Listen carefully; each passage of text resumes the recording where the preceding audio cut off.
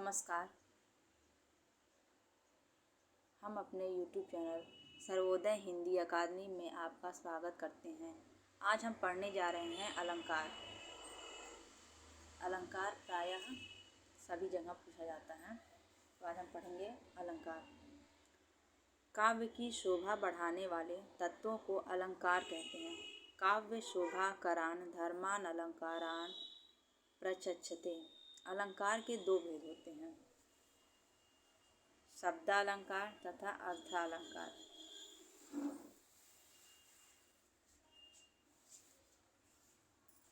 जहाँ काव्य की शोभा का कारण शब्द है वहाँ शब्दालंकार, और जहाँ शोभा का कारण उसका अर्थ है वहाँ अर्थालंकार होता है। जहाँ काव्य में शब्द और अर्थ दोनों का चमत्कार एक साथ विद्यमान हो वहाँ उभय अलंकार होता है। उभय मतलब दोनों। इस प्रकार हम देखते हैं कि अलंकार प्रायः तीन प्रकार के होते हैं, शब्दालंकार, अर्थालंकार और उभय अलंकार। हिंदी में प्रायः दो ही अलंकार प्रयोग किए जाते हैं, शब्दालंकार और अर्थालंकार। तो हम आगे पढ़ेंगे। काव्य में स्थान। मनुष्य स्वभाव से ही सौंदर्य प्रेमी है। वह अपनी प्रत्येक वस्तु को सुंदर और सुसज्जित देखना चाहता है। अपनी बात को भी वह इस प्रकार कहना चाहता है कि जिससे सुनने वाले पर स्थायी प्रभाव पड़े। वह अपने विचारों को इस रीति से व्यक्त करना चाहता है कि श्रोता चमत्कृत हो जाए। इसके साधन है उपयुक्त दोनों अलंकार। शब्द और अर्थ द्वारा काव्य की शोभा वृद्धि करने वाले इन अलंकारों का काव्य में वही स्थान है जो मनुष्य, विशेष रूप से नारी, शरीर में आभूषणों का। हम देखते हैं कि प्रायः जो नारी होती हैं वो अपना अलंकरण आभूषणों के माध्यम से करती हैं। तो इस प्रकार जो काव्य है उसमें भी उसकी शोभा अलंकारों के माध्यम से होती है। शब्दालंकार और अर्थालंकार में अंतर।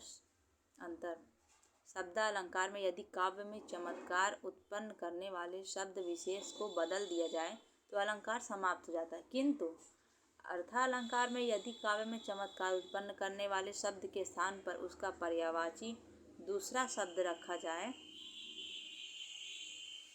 तो भी अलंकार बना रहता है। जैसे कनक कनक ते 100 गुनी, मादकता अधिकाय में कनक शब्द की सार्थक आवृत्ति के कारण यमक अलंकार है। पहले कनक का अर्थ स्वर्ण और दूसरे का धतूरा है। यदि कनक के स्थान पर उसका कोई पर्यायवाची शब्द रख दिया जाए तो यह अलंकार समाप्त हो जाएगा। इस प्रकार अलंकार शब्द विशेष पर निर्भर होने से यहाँ शब्दालंकार है। अर्थालंकार में शब्द का नहीं अर्थ का महत्व होता है। जैसे सुना या मनु ने मधु गुंजार, मधुकरी सा जब सानंद। इसमें मधुकरी का सा में उपमा अलंकार है। यदि मधुकरी के स्थान पर उसका भ्रमरी या कोई पर्याय रख दिया जाए तो भी यह अलंकार बना रहेगा, क्योंकि यहाँ अलंकार अर्थ पर आश्रित है, शब्द पर नहीं। यही अर्थालंकार की विशेषता है। प्रायः हम ऐसे सीधे सीधे तो प्रश्न आते नहीं हैं। जब हम कोई परीक्षा देने जाते हैं तो वो प्रश्नवार आते हैं। यूपी बोर्ड की कक्षाओं में इस प्रकार से प्रश्न पूछे जाते हैं, या फिर हम उसे समझने के लिए प्रश्नवार समझेंगे। तो पहला प्रश्न है, शब्दालंकार से आप क्या समझते हैं? इसके भेदों का उदाहरण सहित वर्णन कीजिए। उत्तर, शब्दालंकार और उसके भेद। जहाँ काव्य की शोभा का कारण शब्द होता है वहाँ शब्दालंकार होता है। इसके निम्नलिखित भेद होते हैं। अनुप्रास अलंकार।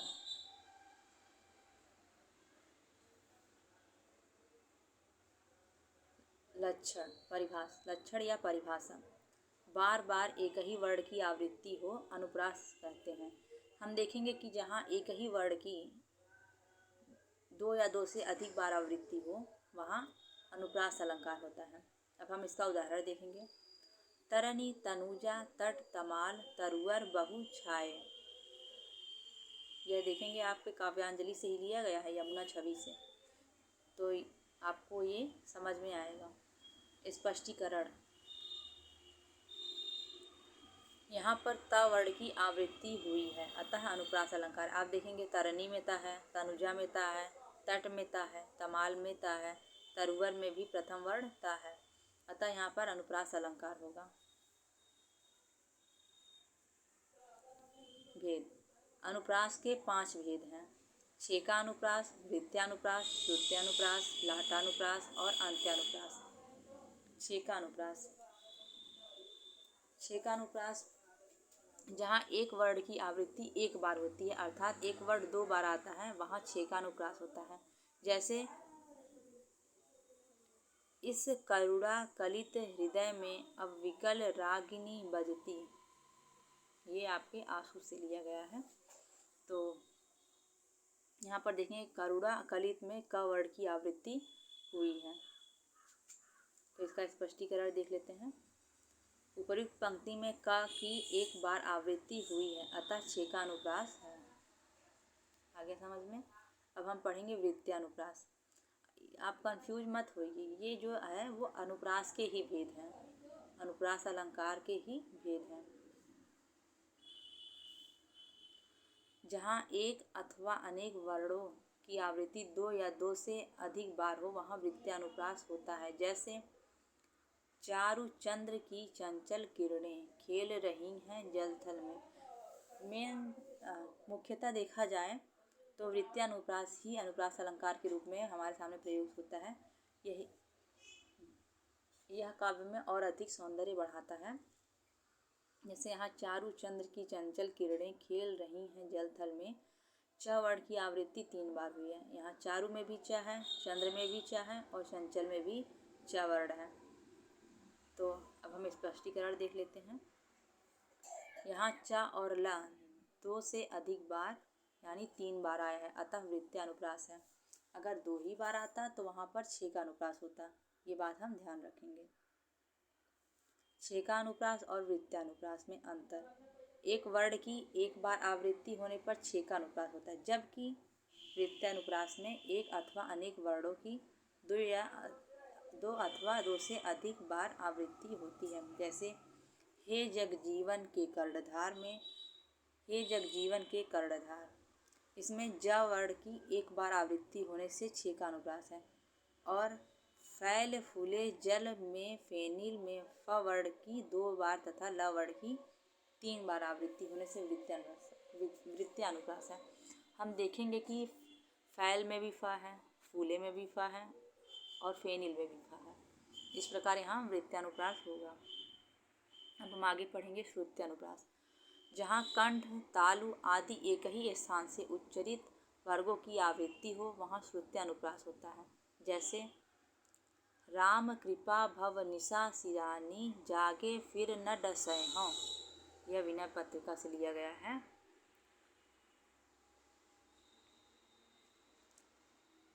तो श्रुत्यानुप्रास ऐसे होता है कि हम बोलने में, जैसे बोलने में हम किन वर्णों को कंठ से बोलते हैं, किन वर्णों को तालु से बोलते हैं, किन वर्णों का जीवा से प्रयोग होता है, दंत का प्रयोग होता है, ओष्ठ का प्रयोग होता है। तो इसके आधार पर जहाँ आवृत्ति हो वहाँ श्रुत्यानुप्रास होता है। हम देखेंगे यहाँ पर वर्ण साम्य नहीं, जैसे क वर्ण की आवृत्ति नहीं होगी, बल्कि क ख ग ये प्राय कंठ के स्वर हैं। तो अगर इनकी आवृत्ति होती है तो वहाँ पर श्रुत्यानुप्रास होता है। तो अब हम इसका स्पष्टीकरण देख लेंगे। राम कृपा भव निशा सिरानी जागे फिर न डसै हों। अब हम इसमें देखेंगे स और न जैसे दंत वर्णों अर्थात जिह्वा द्वारा दंत पंक्ति के स्पर्श से उच्चरित वर्णों की आवृत्ति के कारण श्रुत्यानुप्रास है। यहाँ वर्ष है, थोड़ा सा टाइपिंग मिस्टेक हुआ है। लाटानुप्रास। जहाँ एक ही अर्थ वाले शब्दों की आवृत्ति होती है किंतु अन्वय की भिन्नता से अर्थ बदल जाता है, वहाँ लाटानुप्रास होता है। जैसे पूत सपूत तो क्यों धन संचय, पूत कपूत तो क्यों धन संचय, पूत सपूत तो क्यों धन संचय, पूत कपूत तो क्यों धन संचय। लाटानुप्रास। हम देखेंगे वाक्य इसमें एक ही जैसा रहेगा, लेकिन जो अन्वय है उससे अर्थ बदल जाता है, मतलब हमारे पढ़ने के तरीके से। लेकिन यहाँ सपूत कपूत दिया हुआ है। स्पष्टीकरण पढ़ते हैं यहाँ पर।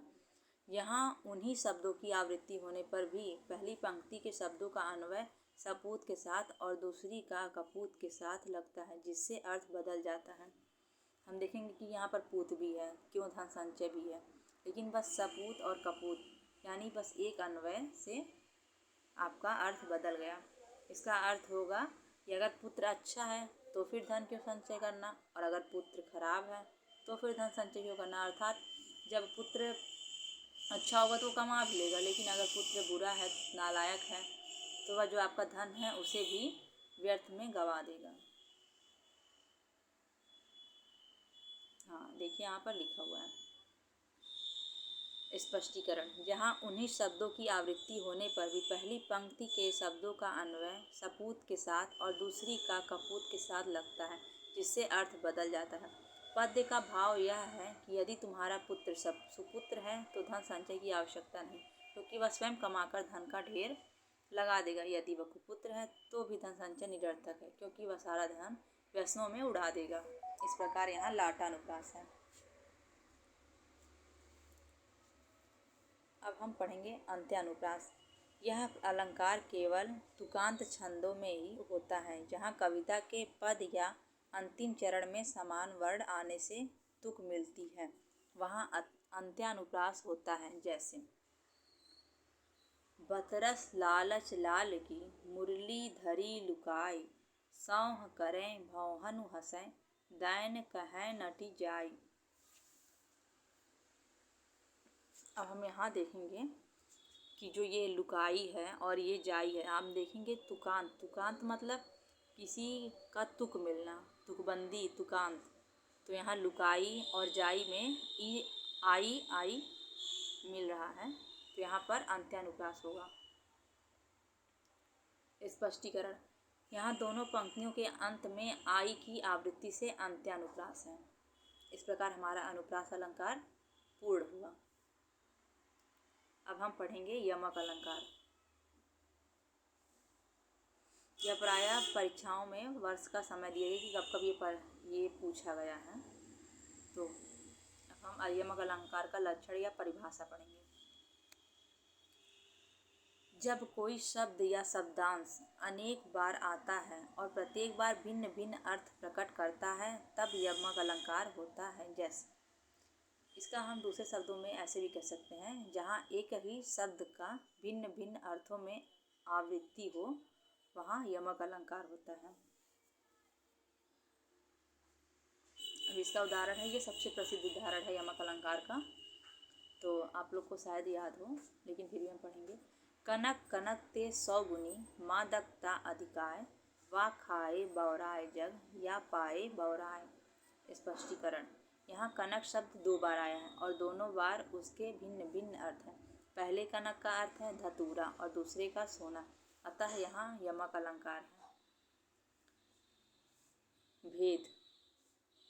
यमक अलंकार के 2 मुख्य भेद होते हैं। पहला अभंग पद यमक और दूसरा सबंग पद यमक। तो पहले हम अभंग पद यमक पढ़ेंगे। जहाँ 2 पूर्ण शब्दों की समानता हो, इसमें शब्द पूर्ण होने के कारण दोनों शब्द सार्थक होते हैं। जैसे कनक कनकते 100 गुनी, मादकता अधिकाय। मतलब इसमें देखेंगे कि दोनों शब्द जो है वो अलग अलग लिखा हुआ है। स्पष्ट रूप से आपको समझ में आ रहा है कि दोनों शब्द हैं, कनक यहाँ भी है, कनक वहाँ भी है। लेकिन अब सबंग पद क्या है, हम इसको पढ़ेंगे। यहाँ शब्दों को भंग करके, तोड़ कर, मतलब वो एक साथ नहीं रहेगा, अलग अलग रहेगा। अक्षर समूह की समता बनती है। इसमें एक या दोनों अक्षर समूह निरर्थक होते हैं। जैसे पक्षी पर छीने ऐसे परे पर छीने वार, तेरी बरछी ने बर छीने हैं खलन के प्रशस्ति।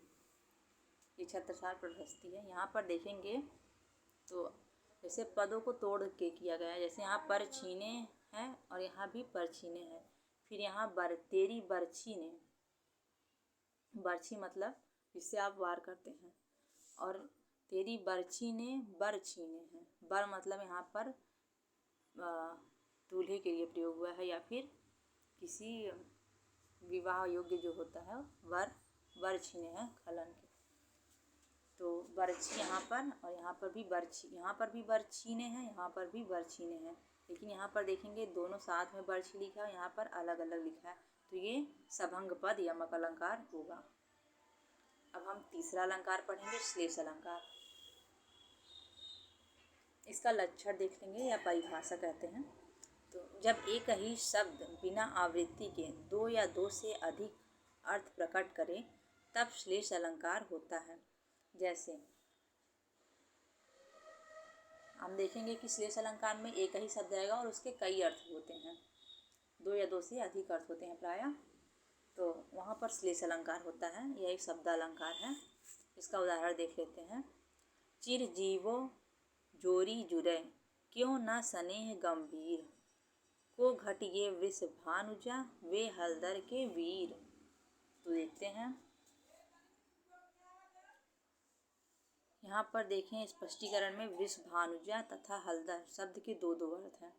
वृष भानुजा, एक वृष भानुजा होगा, इसमें दिया हुआ है वृष भानुजा बराबर वृष भानु धन जा, जा पुत्री के लिए प्रयोग होता है।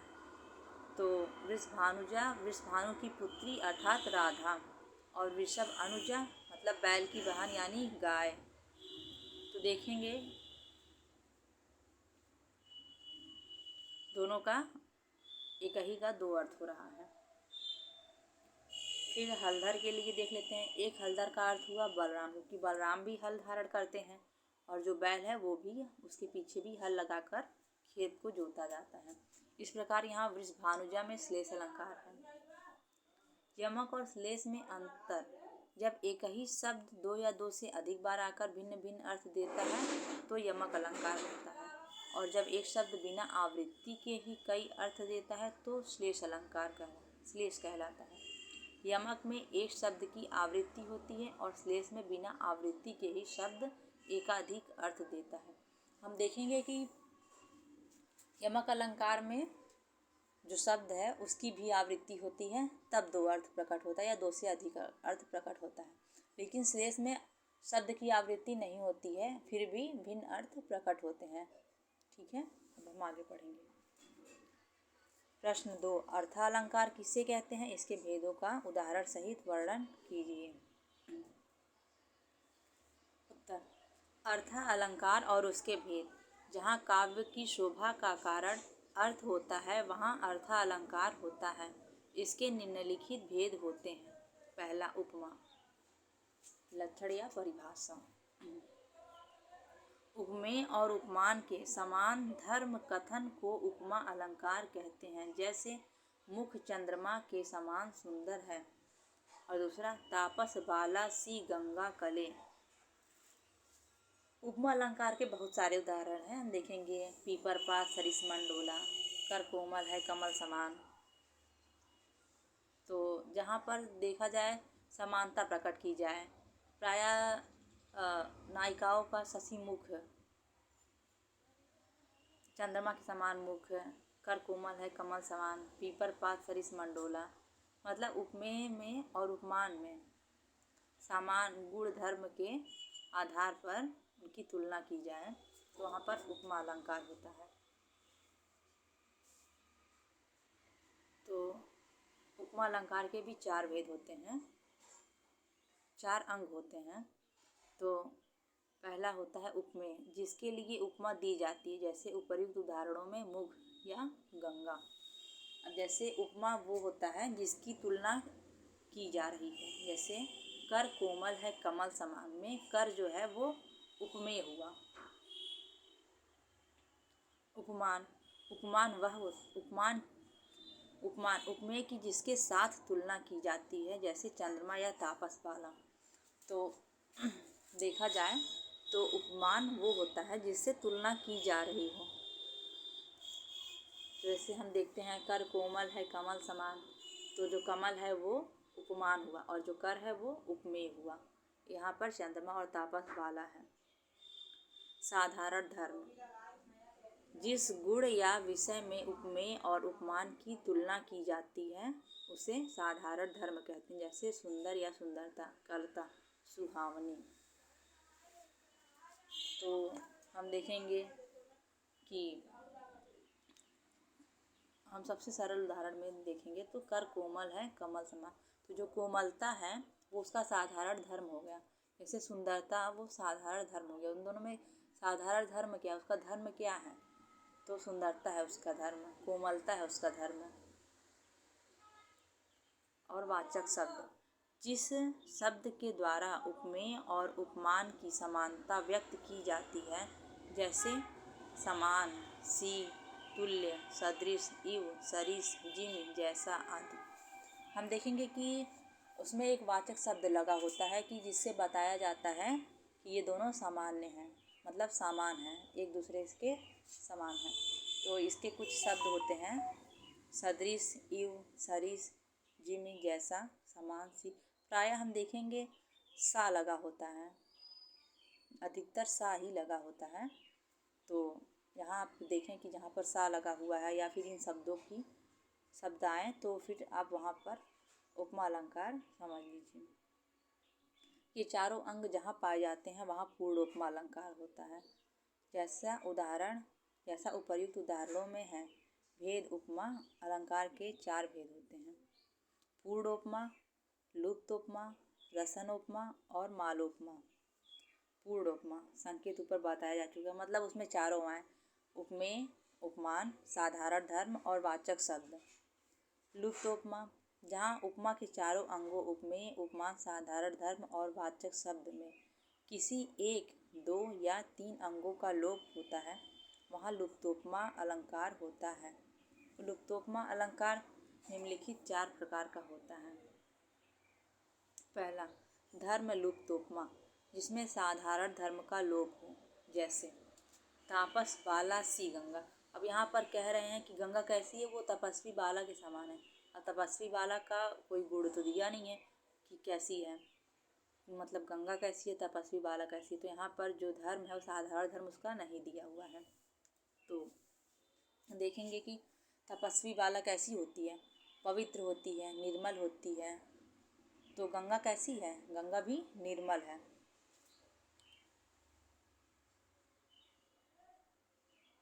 स्पष्टीकरण, यहाँ धर्म लुप्तोपमा है क्योंकि यहाँ सुंदरता रूपी गुण का लोप है। उपमान लुप्तोपमा, जिसमें उपमान का लोप हो, जैसे जिहि तुलना तोहि दीजिए, सुवर्ण सौरभ माहि, कुसुम तिलक चंपक अहो, हौ नहीं जानौ ताहि। सुंदर वर्ण और सुगंध में तेरी तुलना किस पदार्थ से की जाए उसे मैं नहीं जानता, क्योंकि तिलक, चंपा आदि पुष्प तेरे समकक्ष नहीं ठहरते हैं। तो जो यहाँ पर कहा जा रहा है उससे कि तुम्हारी कोई तुलना है ही नहीं, सुगंध और सुंदर वर्ण और सुगंध में। जिहि तुलना तोहि दीजिए, सुवर्ण सौरभ माहि, कुसुम तिलक चंपक अहो, हौ नहीं जानौ नाही। मतलब तुम्हारा सुगंध ऐसा है और वर्ण ऐसा है कि उसकी तुलना किस पदार्थ से की जाए उसे मैं नहीं जानता। स्पष्टीकरण, जहाँ उपमान लुप्त है क्योंकि जिससे तुलना की जाए वह उपमान ज्ञात नहीं है। उपमेय लुप्तोपमा, जिसमें उपमेय का लोप हो, जैसे कल्पलता सी अतिशय कोमल।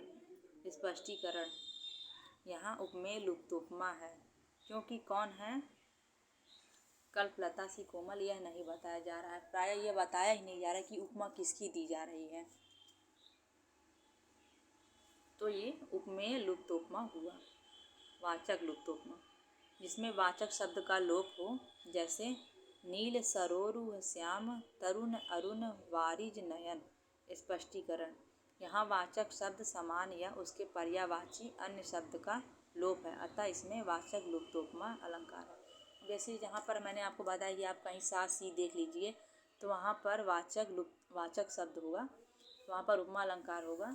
तो यहाँ पर वाचक शब्द ही नहीं दिया जा रहा है, सा सी सदृश, तो यहाँ पर वाचक लुप्तोपमा होगा। रसनोपमा अलंकार में उपमेय और उपमान एक दूसरे से उसी प्रकार जुड़े रहते हैं जिस प्रकार किसी श्रृंखला की एक कड़ी दूसरी कड़ी से, जैसे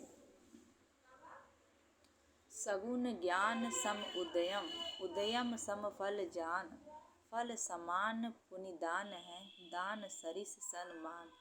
स्पष्टीकरण। उपर्युक्त उदाहरण में उद्यम, फल, दान और सम्मान उपमेय अपने उपमानों के साथ श्रृंखलाबद्ध रूप में प्रस्तुत किए गए हैं, अतः इसमें प्रश्नोपमा अलंकार है। मालोपमा, जहाँ उपमेय जिसके लिए उपमा दी जाती है का उत्कर्ष दिखाने के लिए अनेक उपमान एकत्र किए जाएं, वहाँ मालोपमा अलंकार होता है। जैसे हिरनी से मीन से सुखंजन समान चारु, अमल कमल से विलोचन तुम्हारे हैं। स्पष्टीकरण।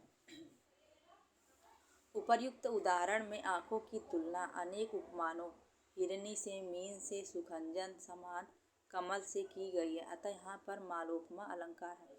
जैसे कि किसी की आँख है और उसे हिरनी के आँख से तुलना कर दिया गया, मीन मतलब मछली के आँख से भी, सुखंजन से भी और कमल से भी, तो यहाँ पर मालोपमा अलंकार है।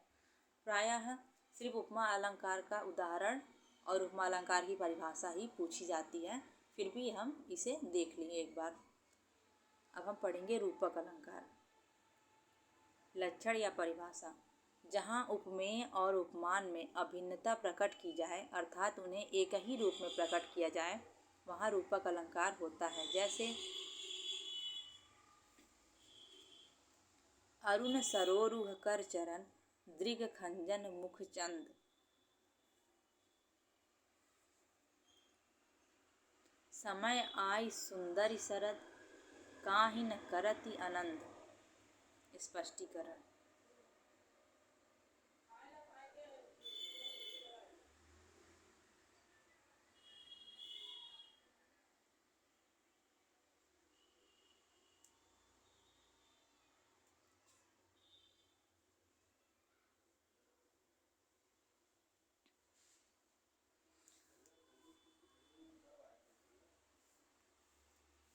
स्पष्टीकरण।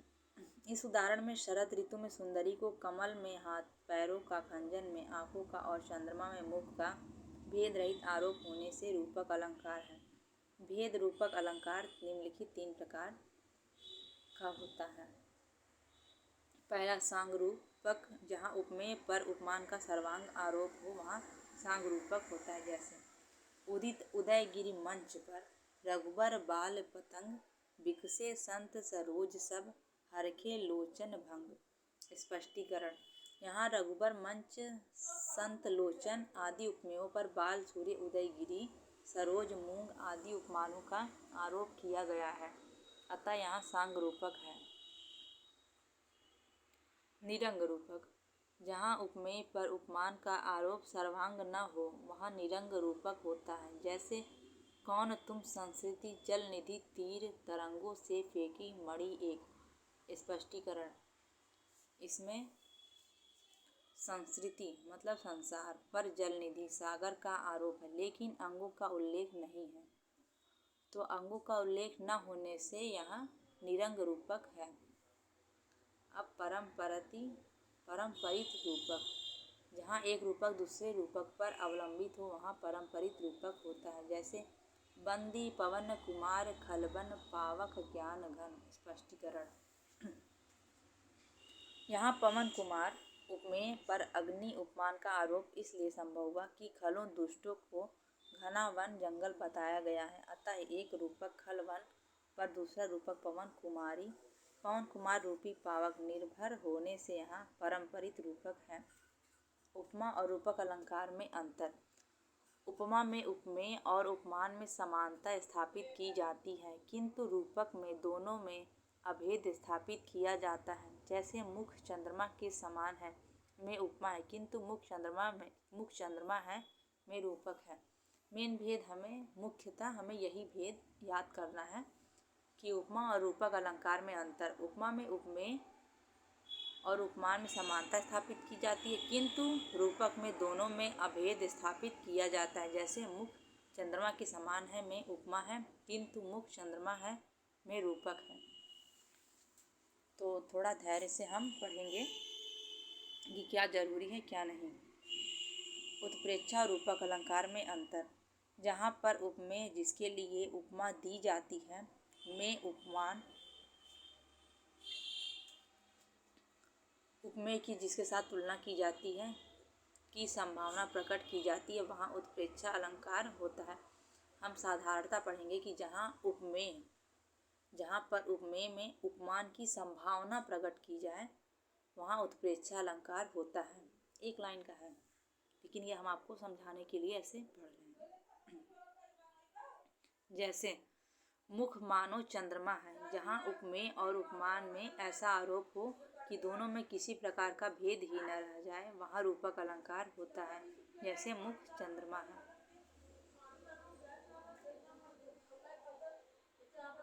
उत्प्रेक्षा अलंकार लक्षण या परिभाषा। जहाँ उपमेय की उपमान के रूप में संभावना की जाए वहाँ उत्प्रेक्षा अलंकार होता है। हम इसे ही याद करेंगे। तो जैसे सोहत ओढ़ पीतुपट श्याम सलोने गात मनो नील मणि शैल पर आतप पर्यो प्रभात। तो यहाँ पर उसका भी उत्प्रेक्षा अलंकार का भी एक चिन्ह होता है। जैसे मनो, यहाँ पर मनो दिया हुआ है तो मनो जो है वो उत्प्रेक्षा का वो एक चित्त संकेत मात्र है जिससे आप पता लगा सकते हैं कि यहाँ पर उत्प्रेक्षा अलंकार है। अब हम इसका स्पष्टीकरण देखेंगे। यहाँ पीताम्बर ओढ़े हुए श्री कृष्ण के श्याम शरीर उपमेय है जो कि प्रातःकालीन सूर्य की प्रभा से सुशोभित नीलमणि पर्वत उपमान के रूप में संभावना किए जाने से उत्प्रेक्षा अलंकार है। मनो यहाँ पर वाचक शब्द है। इस अलंकार में जनु जनहु मनु मनहु मानो इव आदि वाचक शब्द अवश्य आते हैं। भेद। उत्प्रेक्षा अलंकार की निम्नलिखित 3 भेद हैं।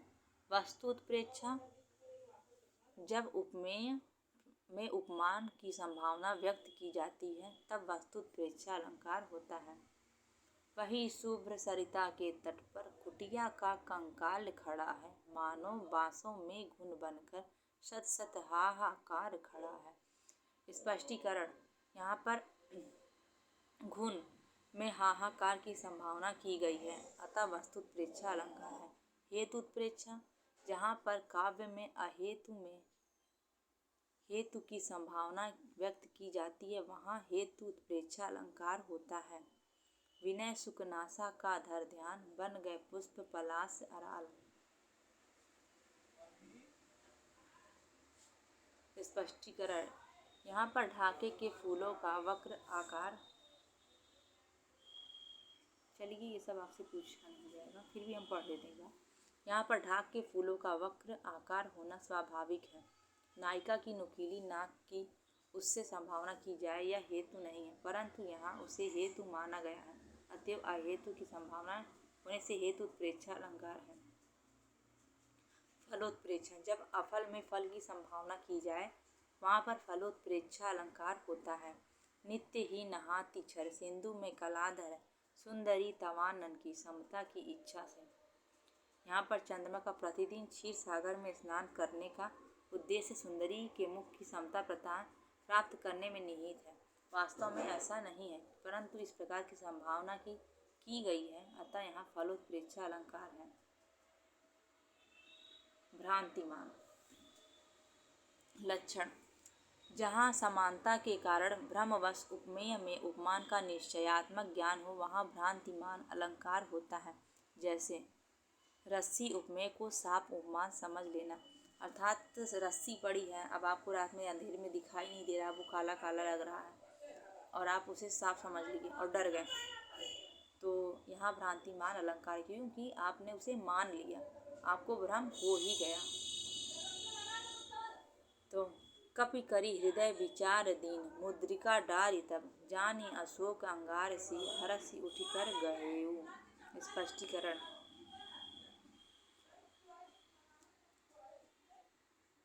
यहाँ सीता जी श्री राम की हीरक जटित अंगूठी को अशोक वृक्ष द्वारा प्रदत्त अंगारा समझकर उठा लेती हैं।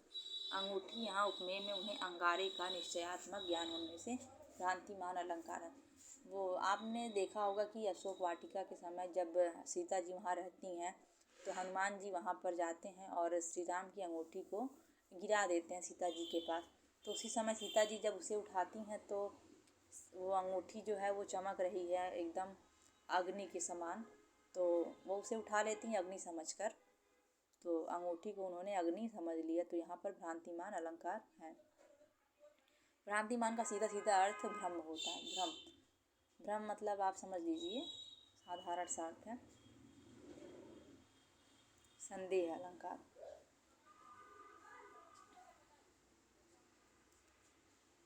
संदेह अलंकार लक्षण या परिभाषा, जब किसी वस्तु में उसी के समान दूसरी वस्तु का संदेह हो जाए और निश्चयात्मक ज्ञान न हो, तब संदेह अलंकार होता है। जैसे परिपूरन सिंदूर पर केंधौ मंगल घट, कींधौ शक्र को छत्र मढ़ियो, मानिक मयूर मयूख पट।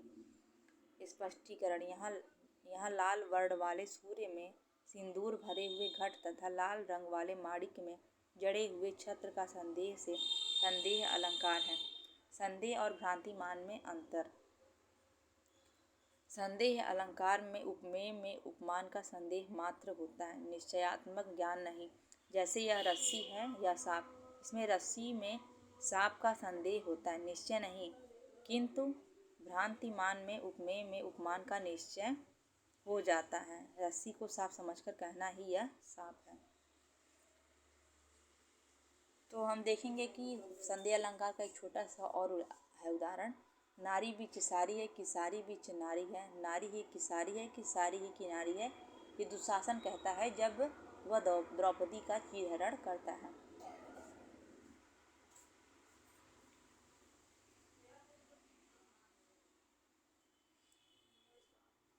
तो कुछ एक प्रश्न है वो हम बाद में करेंगे, अभी के लिए इतना ही। धन्यवाद। अगर पसंद आए तो कृपया लाइक करें और सब्सक्राइब करें।